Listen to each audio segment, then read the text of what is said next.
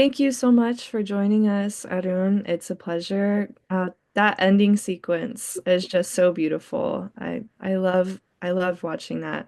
Um, if you don't mind, do you want to just briefly introduce yourself and then we can get started? Okay, so I'm Arun. I'm one of the directors of Agent of Happiness. I co-directed this film with a friend of mine, Dorothea. She's from Hungary. Uh, Two of us together, we have been working partners for the last 13 years. We did our first feature documentary, which is also set in Bhutan. It was called The Next Guardian, and this is our second film together. Well, wonderful. Thank you so much. So first off, I'm wondering how did the idea for this documentary begin and how long did it take you to shoot? Mm-hmm. So, I grew up studying about gross national happiness in my classrooms.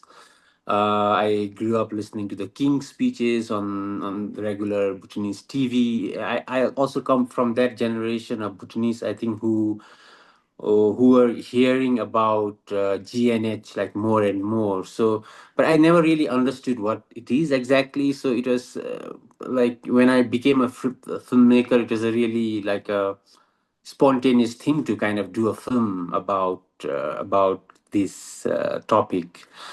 About when we were actually traveling with our previous film to different festivals around the world, we realized that everybody associates Bhutan to be this happy kingdom, and everybody knew Bhutan through this whole idea of gross national happiness.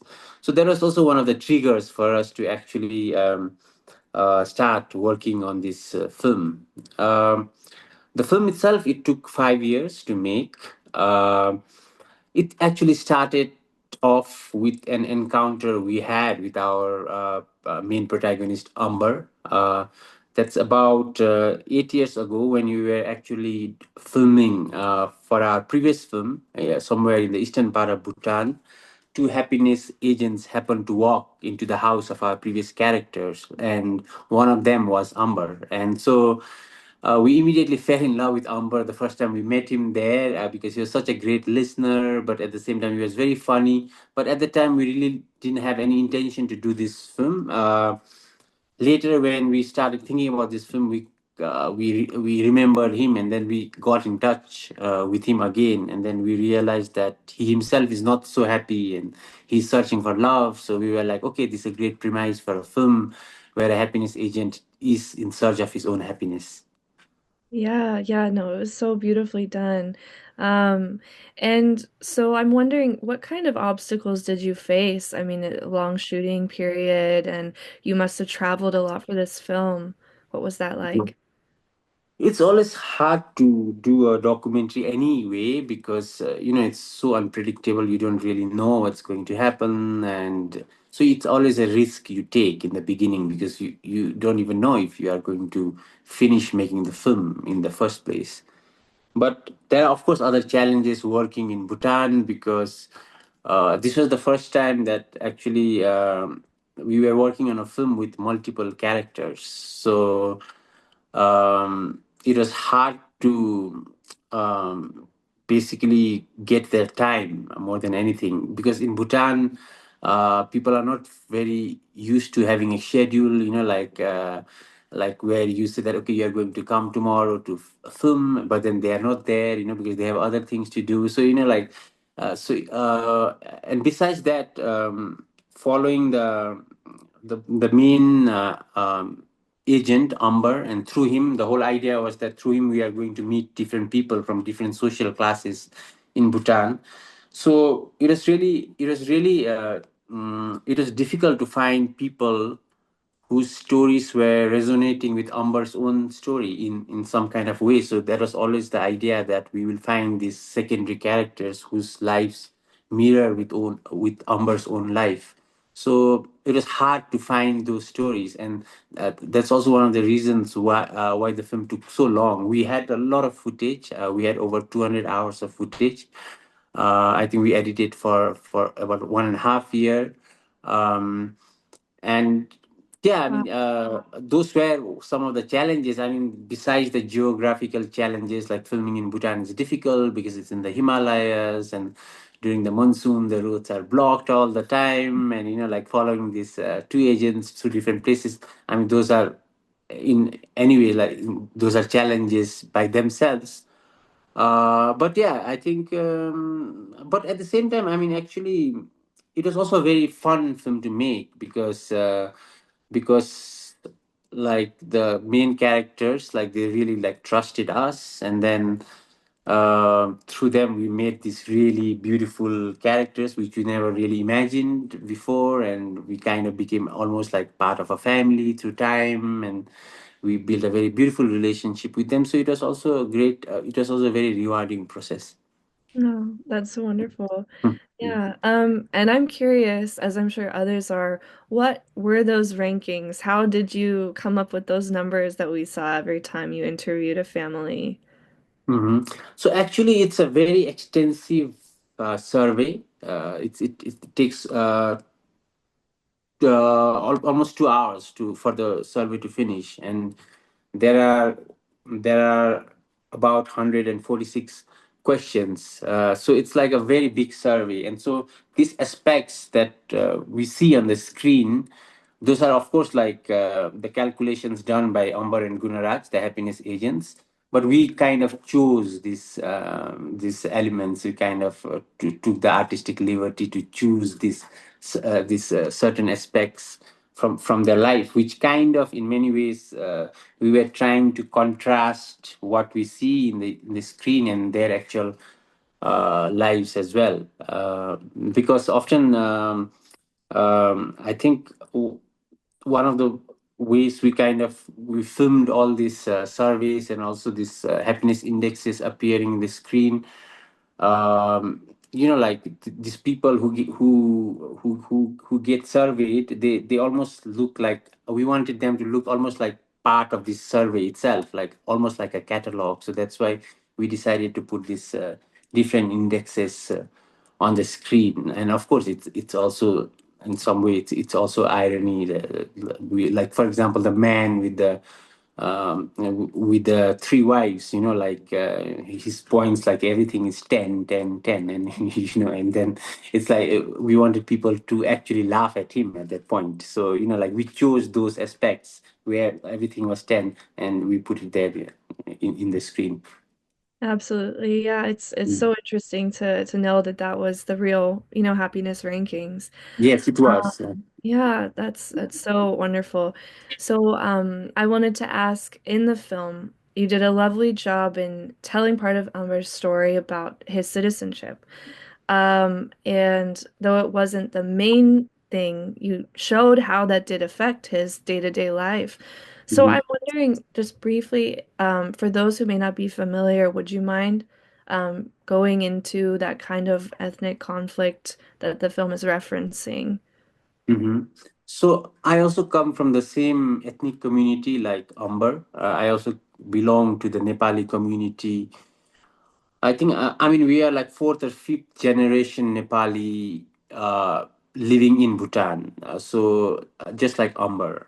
So in the 90s, the government was trying to forcefully assimilate this uh, ethnic Nepali people into the majority culture.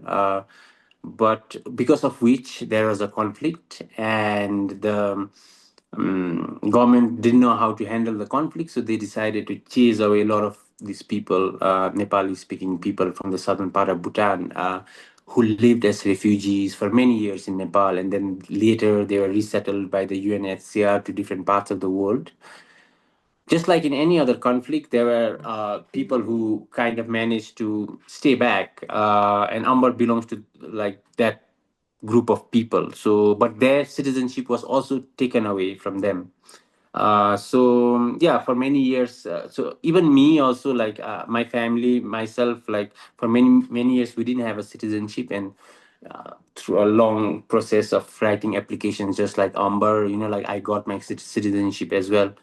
So yeah, that's in short. That it's a very complex history, which I think people can read about. One of the reasons I actually wanted to do this film is also because Bhutan is a very exoticized country. Everybody thinks that it's this happy kingdom, and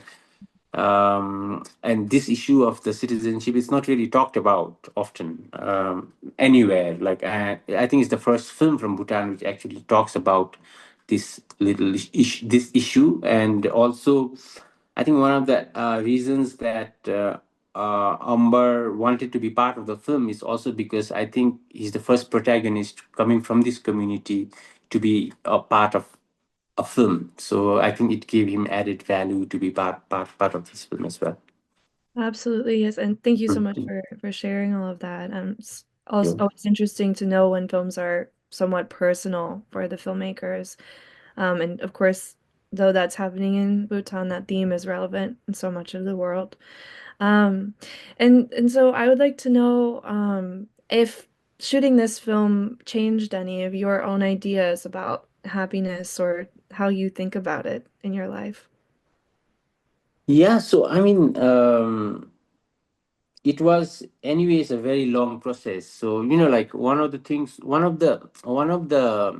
I don't know if it's a misconception. Like I always used to criticize this whole idea of going and measuring happiness. Like when I really didn't know, but this time when I actually got to experience it in person, I realized that sometimes it's almost like a therapy for many of the people who get interviewed. It's like like when 17-year-old girl Yanka, the teenager girl who lives in this remote region with her alcoholic mother, when these two strangers went to her and started asking questions to her, it was as if like she was waiting for someone to come and like so that she could pour out her deepest feelings. So it was so in that way, the I think the happiness survey itself, it also has its own positive aspects. And I now I do think that it is a novel thing for a country to kind of aspire for happiness. Of course it has its flaws, but I think um, we as citizens can kind of question the government by saying that, see, your development philosophy says that gross national happiness is more important than gross domestic product. So we can actually question the government as well. For me personally, I think um, I grew up in a very rural setting, just like many of the characters in the film. So for me, I think personally, I was reminded of the things, probably the little small things that used to make me happy before, and which I forgot along the way because I was chasing my dreams. And I had I left my village and I went to the city to live, and then I went abroad. So like there are certain things that I actually forgot, and for me it was really a reminder of this. Like for example, like acceptance, like of your pain or your happiness, like and living in the moment. And yeah, like those kind of aspects. And I think often when you go to rural Bhutan, of course everywhere in the world people have go through suffering, but when you actually go to rural Bhutan, you realize that one of the special things is that the way the Bhutanese deal with pain is a little bit different, in the sense that I feel like they have much more bigger acceptance and they're able to deal with their pain in a like a better way. I don't know whether it's because of the Buddhist values, or whether it's because we live so much within a community, and the whole community comes together to help out each other, and you don't really feel isolated in the country. Of course, the fact that we have a big um, um, like we live in the midst of nature and environment, that also really helps, I think. So yeah, for me it was really a reminder of the things that used to make me happy, which I forgot along the way. Thank you so much. That's beautiful.